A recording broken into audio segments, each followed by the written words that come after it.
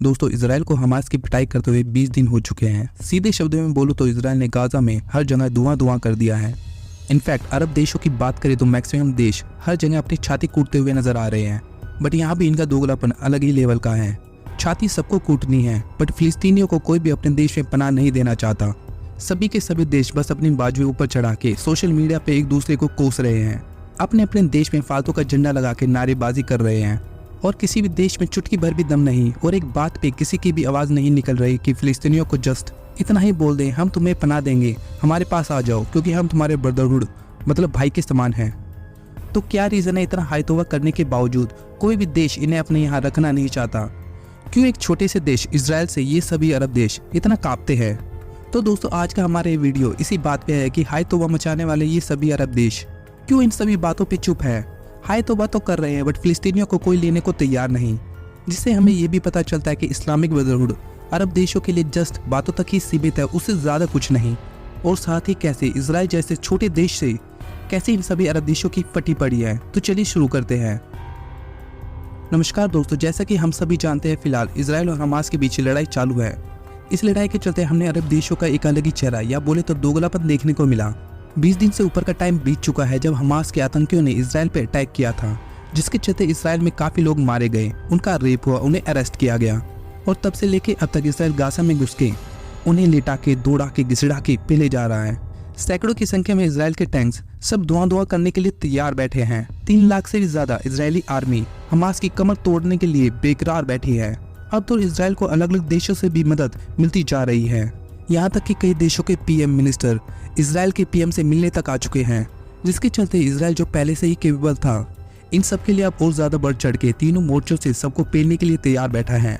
Israel Gaza में Hamas के अलावा लेबनान में हिजबुल्लाह और जॉर्डन के बॉर्डर पे सबको एक साथ धोने के लिए तैयार बैठा है। इन सब के बावजूद जहां इजराइल इतनी मजबूत स्थिति में दिख रहा है, वहीं सभी अरब देशों में से कोई भी देश, यहाँ तक कि कोई भी एक सिंगल अरब देश की हिम्मत नहीं हो रही कि वो थोड़ा भी खुलकर युद्ध में हिस्सा लेने जैसी बात मुंह से भी निकाल दे। वैसे देखा जाए तो युद्ध की तो बात ही बहुत दूर की है। यहाँ तो कोई भी देश एक भी फिलिस्तीनी को अपने देश में लेने तक को तैयार नहीं है। आखिर ऐसा क्यों है? इसका क्या रीजन है? क्यों सभी अरब देश इजराइल से इतना डरते हैं, जबकि खुद इजराइल की पॉपुलेशन हमारी दिल्ली से भी आधी है, फिर भी इतना डर इतनी छोटी सी कंट्री से? मतलब ऐसा क्या है इजराइल जैसे छोटे से देश में, जिसके चलते आज ये सभी इतने बड़े बड़े अरब देश इजराइल से इतना डर रहे हैं? ऐसा क्या रीजन है जिस देश के पास अपना कोई रिसोर्स नहीं है बट फिर भी अपनी टेक्नोलॉजी और फौजी ताकत के मामले में बड़े बड़े देशों को पीछे छोड़ रहा है? और क्या कारण है अरब देशों के पास पैसा तो भर भर के है बट टेक्नोलॉजी, फौज और अकल के नाम पे ठेंगा तक नहीं? दोस्तों, आपने जरूर सुना होगा एक शब्द मुस्लिम ब्रदरहुड, जिसको अगर सिंपल शब्दों में समझा जाए तो मीनिंग होता है पूरी दुनिया के मुस्लिम आपस में भाई हैं। एक को कोई प्रॉब्लम है तो दूसरा उसके साथ खड़ा होगा और उसका साथ देगा। इसलिए जब भी फिलिस्तीन की बात आती है तो सभी अरब देशों की तरफ देखते हैं और ये भी दबी आवाज में दिखावे के लिए बोल देते हैं हम तुम्हारे साथ हैं, बट रियलिटी इससे उल्टी है। हकीकत ये है कि ये सभी देश फिलिस्तीनियों को अरब मानते ही नहीं, कि अपने आरामदायक जिंदगी से निकल के इनके मुद्दे में घुसना ही नहीं चाहते। इसलिए ये सब मुसलमानों का नाम लेके चिल्लाते तो है, बट इनको भी डर हमेशा बना रहता है कभी फिलिस्तीन के चक्कर में कभी ये भी लपेटे में ना आ जाए। और यही रीजन है कि कोई भी अरब देश ये बोलने को तैयार नहीं, हाँ आप हमारे मुस्लिम भाई हो, हम आपको शरण देंगे। इनफैक्ट शरण देना तो बहुत दूर की बात है, इजिप्ट ने तो अपने बॉर्डर पे कंक्रीट की बैरियर तक लगा दी है ताकि कोई भी फिलिस्तीनी उनके यहाँ ना आ जाए। और जॉर्डन और लेबनान तो इन सभी को अपने देश में लेने से पहले ही मना कर चुका है। रियलिटी ये है, सऊदी अरेबिया जो अमेरिका और इजराइल से अपने रिलेशन ठीक कर रहा था, इन सब के बीच वो भी नहीं घुसना चाहता। और इन सब का एक रीजन ये भी है कि साल 1948 के बाद से ही इजराइल ने इन सबको इतना कूटा है कि ये भी समझ चुके हैं इजराइल से दुश्मनी करके कोई फायदा नहीं।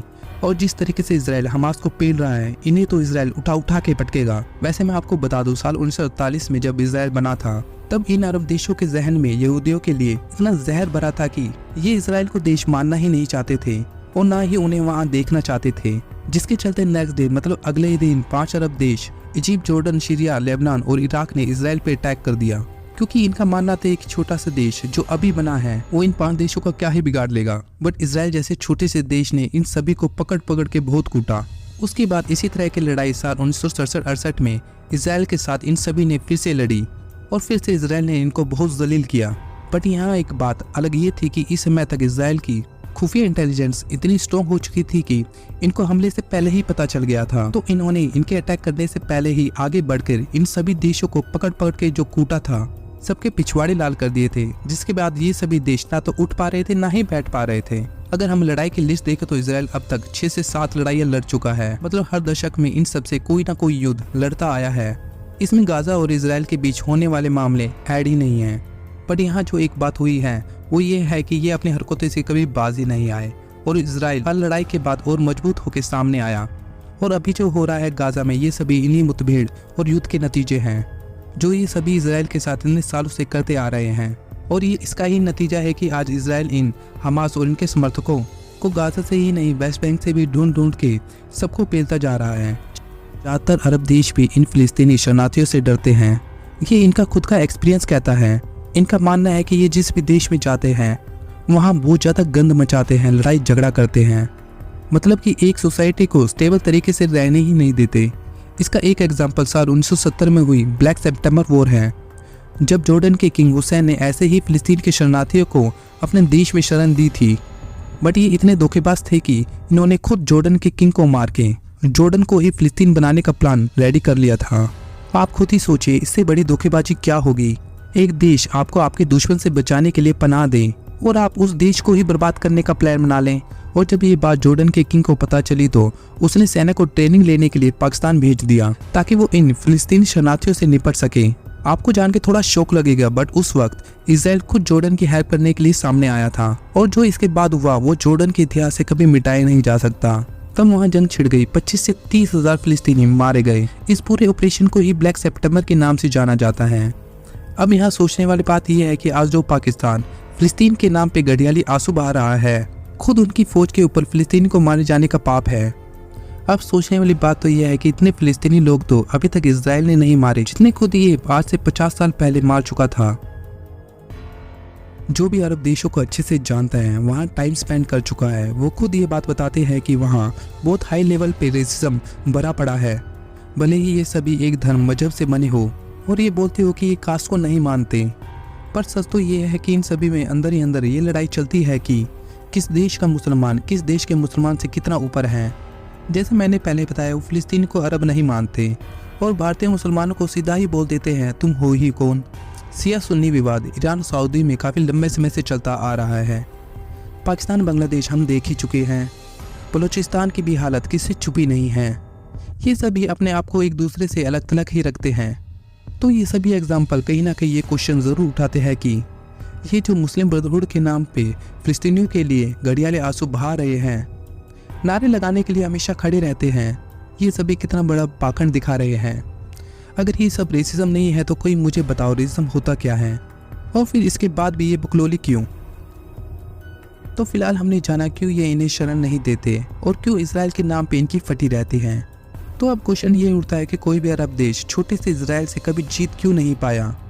कैसे बार बार युद्ध करने के बाद भी इसराइल ने इन्हें बेइज्जत करके वहाँ से भगा दिया। इसका एक रीज़न ये है कि इसराइल ये बात आज़ाद होते ही समझ गया था कि उनके पास कुछ नहीं है और अभी हमें आज़ादी मिली है तो शायद अभी हमारी कोई अहमियत भी नहीं। तो ऐसे टाइम पे खुद को मजबूत करना ही इनका खुद का एक लौता सहारा था, जिसके लिए उन्हें जस्ट और जस्ट टेक्नोलॉजी पे फोकस किया, क्योंकि इनका मानना था कि इससे ही वो मजबूत हो सकते हैं और दुनिया को भी अपनी प्रेजेंस एक मजबूत देश के रूप में साबित कर सकते हैं। जिसके चलते ही उसने ज़्यादातर मनी जस्ट और जस्ट टेक्नोलॉजी और ह्यूमन रिसोर्स में ही खर्च किया।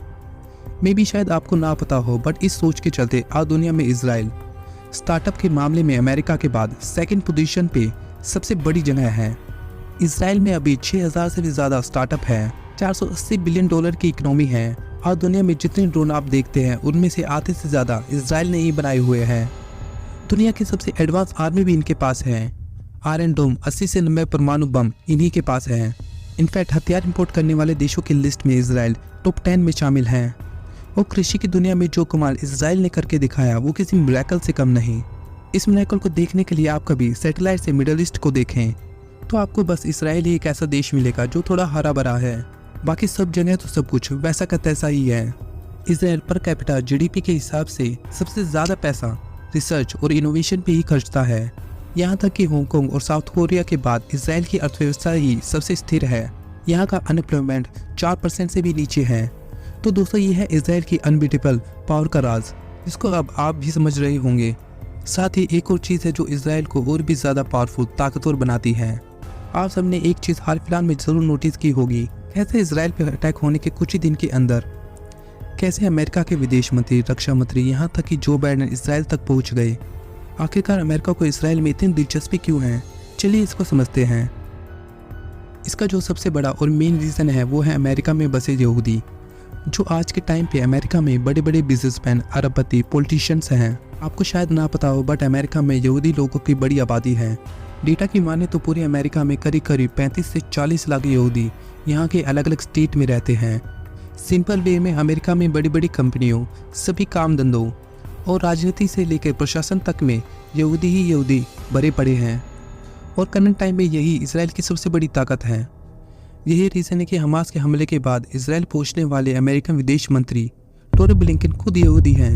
CIA के डिप्टी डायरेक्टर खुद यहूदी हैं। इसके बाद ज़रा ये लिस्ट देखिए, यहूदी लोग ऐसे न जाने कितने ताकतवर ओहदों पे बैठे हैं। शायद अब आप काफ़ी अच्छे से समझ चुके होंगे कि करंट कंडीशन में इसराइल की असली ताकत कहाँ है। इसराइल खुद एक बहुत पावरफुल देश है, बट ये सभी चीज़ें मिलकर इसराइल को एक पॉलिटिकल लेवल पे एक बहुत बड़ी एज देती है। और सेम कंडीशन यहूदियों की फ्रांस में भी है, वहाँ भी सभी बड़े बड़े नेता, अरबपति, बिजनेसमैन हैं। इसलिए जब भी इसराइल पे कोई आपदा मुसीबत आती है तो आप खुद भी समझ सकते हैं इसराइल को कैसे और कहाँ से मदद बड़ी आसानी से मिल सकती है। और यही रीज़न है कि आज अमेरिका और फ्रांस इसराइल के साथ कंधे से कंधा मिलाकर खड़े हैं। तो उसका मेन रीज़न यही पावरफुल यहूदी लोगों की मेहनत है। अब इसके अदर साइड क्या है, अय्याश, रेसिज्म एंड मुस्लिम मदरवुड के नाम पे झूठा गुणगान करने वाले अरब देश, जो हमास के लोगों को भड़का के मुसलमान को सच्चे हमदर्द होने का दिखावा कर रहे हैं और आतंकवादी मनाते जा रहे हैं। और आने वाले टाइम में आप खुद देखोगे कि इनफैक्ट देख रहे हैं सबने फिलिस्तीनियों को अकेला छोड़ दिया है, इन्हें लेने को कोई तैयार नहीं। ये खुद भी जानते हैं कि इसराइल और अमेरिका जैसे देशों से लोहा लेने का दम इनमें से किसी में भी नहीं। अब क्वेश्चन ये उठता है कि इन सबसे होता क्या है, तो मैं बताता हूँ। इन सब को कुछ नहीं होता, क्योंकि आखिर में मरता वो आम इंसान ही है जिसको कभी ये पता ही नहीं चल पाता कि किसी ने उसे कंधे पे बंदूक रख के उससे क्या से क्या करवा डाला। बाकी आप खुद समझदार हैं, बोलने को कुछ बचा नहीं। वीडियो पसंद आई तो वीडियो को लाइक और चैनल को सब्सक्राइब ज़रूर करें और वीडियो को ज़्यादा से ज़्यादा शेयर करें ताकि लोगों को भी इन बातों का पता चल सके। और कमेंट में अपना ओपिनियन भी ज़रूर दीजिए, मैं ज़रूर जानना चाहूँगा आपका क्या मानना है इस पूरे मुद्दे पर। जय हिंद।